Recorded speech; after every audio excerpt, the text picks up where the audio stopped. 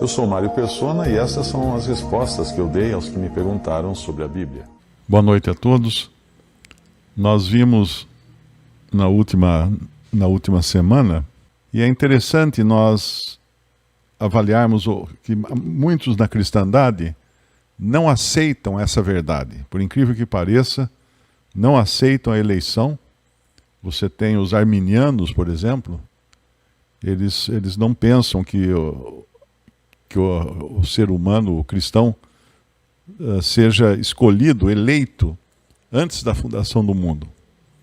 Eles acham que é depois que a pessoa crê realmente que ela garante a sua vida eterna, a sua salvação, a sua justificação. Uma outra corrente diz que a presciência de Deus, nós vamos ter um versículo que fala isso, eleitos pela presciência de Deus, então que não seria uma eleição efetiva, mas que Deus sabia quem ia se converter, e sabendo quem iria se converter, ele então iria eleger essa pessoa. Então não seria realmente uma decisão de Deus a eleição da pessoa, mas Deus, o Senhor iria no rastro da pessoa que se converte. Esse aí vai se converter, então eu vou eleger ele porque ele vai se converter. E o que poucos percebem é que esse tipo de pensamento dá glória ao homem. Dá glória ao homem por sua salvação. E nós sabemos que nenhuma glória pode ser dada ao homem. Nós sabemos que o ser humano, ele é totalmente incapaz. Nenhum de nós se converteu, creu em Cristo de vontade própria. Nós pensamos que foi. Fomos exortados a fazê-lo, não é? Fomos exortados a crer no Senhor Jesus, mas depois que cremos, nós descobrimos que já tínhamos sido escolhidos ou eleitos antes da fundação do mundo. Então existem essas correntes de pensamento, uma que não há eleição nenhuma, outra que a eleição na realidade é decorrente da presciência de Deus dos que iriam se converter, mas eu creio que o correto é que realmente Deus nos elegeu em Cristo antes da fundação do mundo, como fala no capítulo 1, versículo 4 de Efésios.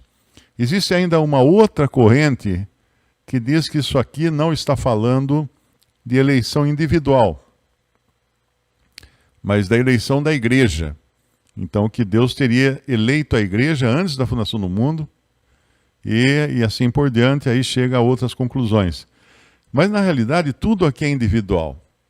Porque no momento em que Deus nos elegeu para que fôssemos santos e irrepreensíveis diante dele em amor, é para que nós, individualmente, fôssemos santos. Que nós, individualmente, fôssemos irrepreensíveis diante dele em amor. Nós sabemos que o Senhor Jesus é quem realmente faz a sua igreja ser pura, imaculada e santa. Nós aprendemos de Efésios também, capítulo 5, né? Mas isso não invalida o fato de que Deus nos elegeu antes da fundação do mundo. Está escrito aqui, com todas as letras. E a predestinação caminha junto. Porque se Deus nos elegeu, Ele também nos predestinou, individualmente, para filhos de adoção. A igreja não é predestinada para filha. É cada indivíduo, cada crente é predestinado para filho. Ou seja, um destino prévio foi dado a cada um que Deus elegeu para serem feitos filhos de adoção por Jesus Cristo para si mesmo, segundo o beneplácito da sua vontade. Então, a questão é, tudo isso aconteceu porque Deus quis. Deus quis. E quem vai discutir com Deus? Deus quis. Então, quando você lê o começo da carta aos Efésios, você lê realmente que ele está se dirigindo aos cristãos em Éfeso. Ele está falando a pessoas, a indivíduos. Então, quando ele fala que nos elegeu, não está se referindo ao coletivo, à igreja, elegeu a igreja, mas a indivíduos, esses santos, porque ele escreveu aos santos que estão em Éfeso. A gente poderia ler uma passagem em 2 Tessalonicenses, capítulo 2. Eu tenho aqui uma lista de passagens que eu acho que são importantes para nós confirmarmos tudo isso. 2 Tessalonicenses, capítulo 2, versículo 13. Mas devemos sempre dar graças a Deus por vós, irmãos amados do Senhor, por vos ter Deus elegido a quem? A vós, irmãos amados do Senhor, por vos ter Deus elegido desde o princípio para a salvação, em santificação do Espírito e fé da verdade. Então isso aqui é a eleição individual. Esse desde o princípio aqui não significa o princípio da igreja ou qualquer coisa assim.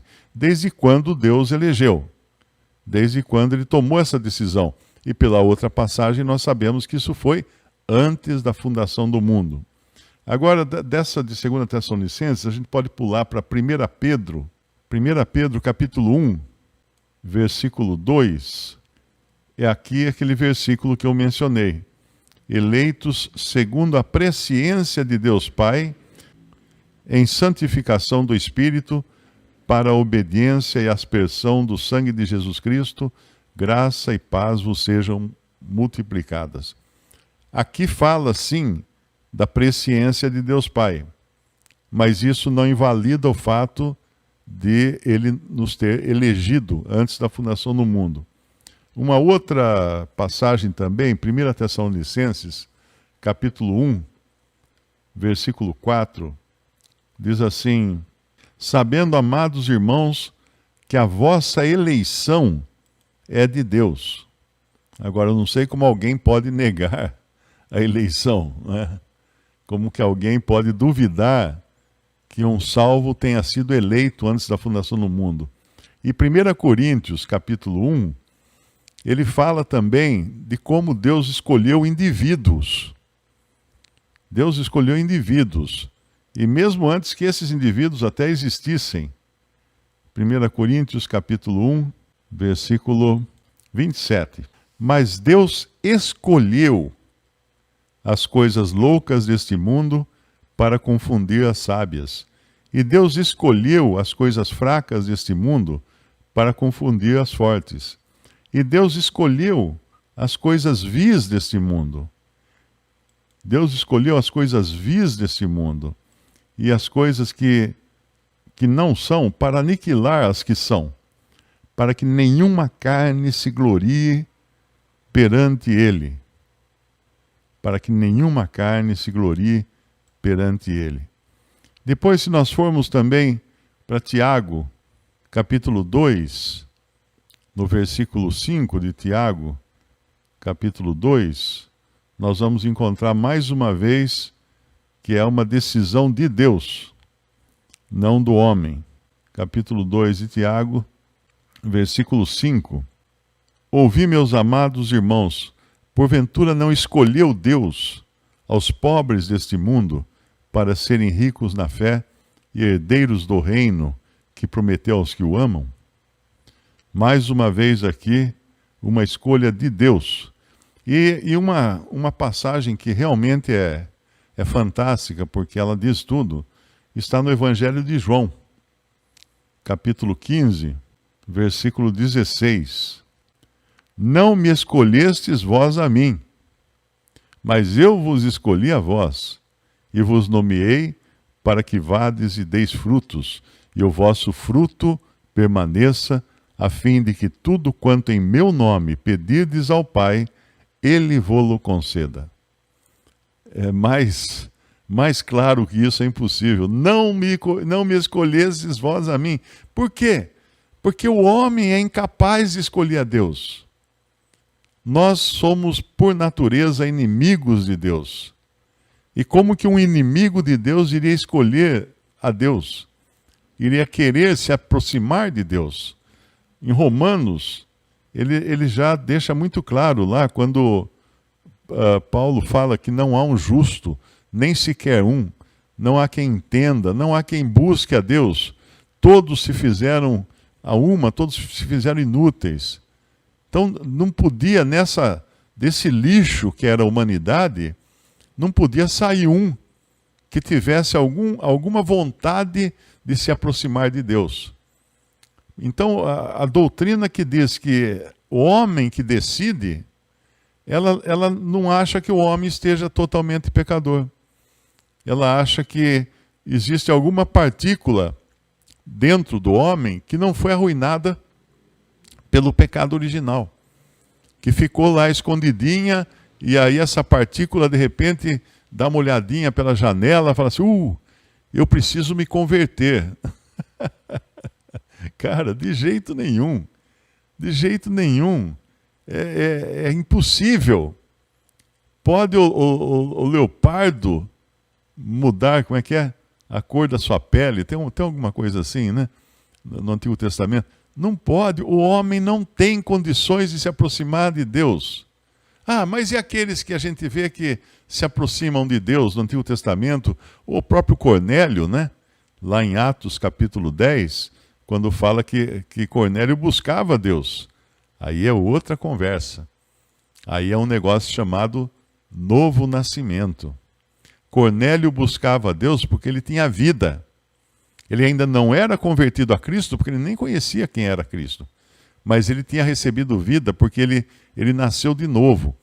Quando ele teve contato com as Escrituras do Antigo Testamento, o Espírito Santo de Deus injetou vida nele.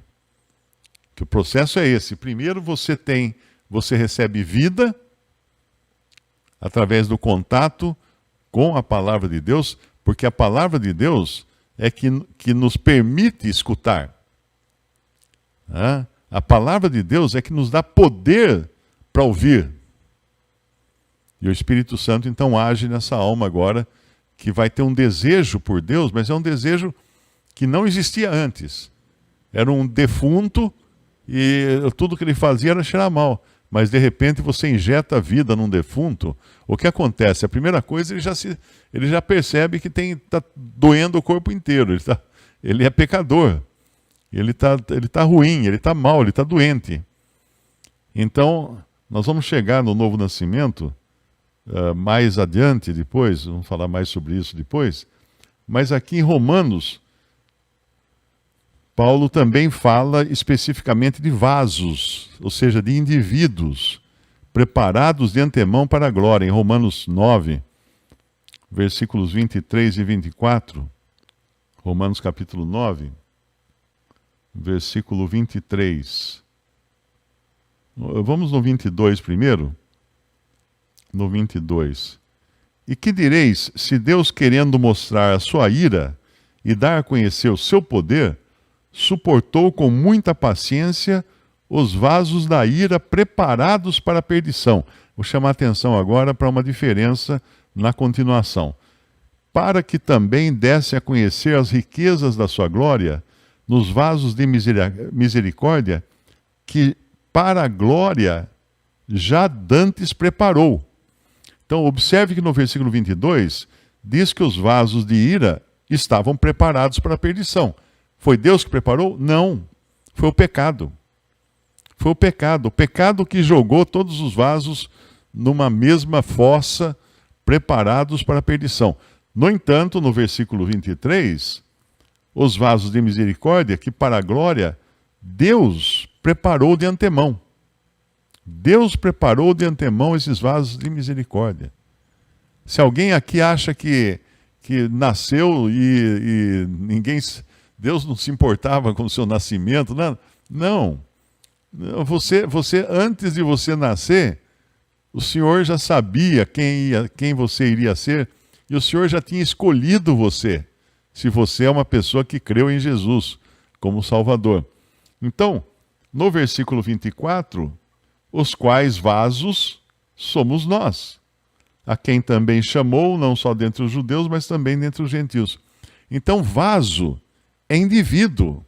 Então não poderia ser uma eleição da igreja como um todo, que estaria se referindo lá em Efésios capítulo 1, mas de indivíduos, de cada crente Cada um, Deus sabia que um dia ia existir um Mário na cidade de Limeira e que um dia ele ia se converter a Cristo. Ele sabia porque ele escolheu. Ele decidiu isso lá nos recantos eternos. Deus decidiu isso antes de existir o próprio universo, antes de serem criadas todas as coisas, de ser criado o mundo. Olha que coisa maravilhosa, se nós pensarmos que não estamos sozinhos nessa empreitada.